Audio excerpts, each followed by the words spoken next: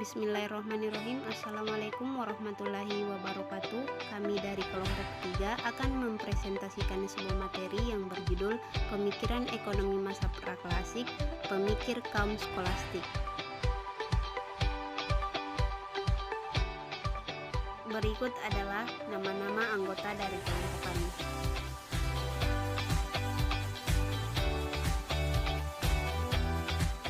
Untuk penjelasan materi, saya serahkan kepada rekan saya. Pengertian pemikiran ekonomi praklasik kaum skolastik. Skolastik dari segi istilah adalah kata sifat yang berasal dari kata school atau yang sering digunakan untuk menyebut tempat menuntut ilmu. Skolastik merupakan corak khas dari sejarah filsafat barat abad pertengahan yang menjadi istilah yang digunakan dan populer untuk filsafat pada abad 9-15 yang mempunyai corak khusus, yaitu filsafat yang dipengaruhi oleh agama, khususnya dalam gereja Kristen.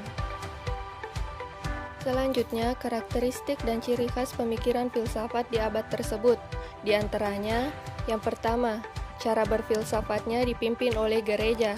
Yang kedua, berfilsafat di dalam lingkungan ajaran Aristoteles. Yang ketiga, berfilsafat dengan peranan Agustinus. Terdapat beberapa pengertian dari corak khas filsafat barat era skolastik, yaitu 1. Filsafat skolastik memiliki corak semata-mata agama. 2. Filsafat skolastik adalah filsafat yang mengabdi kepada teologi. 3. Filsafat skolastik adalah suatu sistem filsafat yang termasuk ke dalam jajaran pengetahuan alam kodrat. Terakhir, filsafat skolastik adalah corak filsafat Kristen di Barat. Sejarah perkembangan pemikiran ekonomi praklasik kaum skolastik. Nama skolastik sebenarnya merupakan nama untuk para filsafat pada abad pertengahan tahun 500 sampai 1500.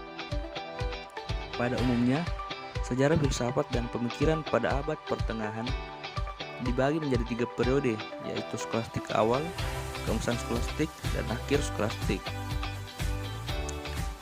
Pada umumnya, sejarah filsafat dan pemikiran pada abad pertengahan dibagi menjadi 3 periode, yaitu skolastik awal pada abad ke-8 sampai ke-12, keemasan skolastik pada abad ke-13, dan akhir skolastik pada abad ke-14 sampai ke-15. Pemikiran tokoh-tokoh skolastik.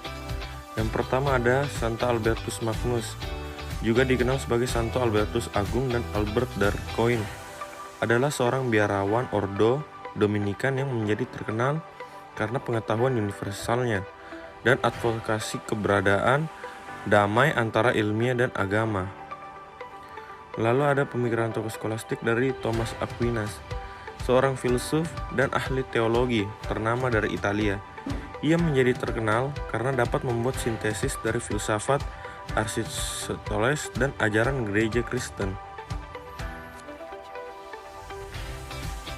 Yang terakhir adalah kesimpulan. Skolastik merupakan corak khas dari sejarah filsafat barat abad pertengahan. Kaum skolastik masih memfokuskan perhatiannya pada konsep keadilan. Hal ini dipengaruhi oleh ajaran gereja dan kitab Injilnya pada abad pertengahan. Asumsi ekonomi pada masa itu menyangkut tentang moralitas. Masyarakat menganggap bahwa kekayaan materi perlu, karena tanpa materi, orang-orang tidak mampu menghidupi dirinya sendiri, apalagi menolong orang lain.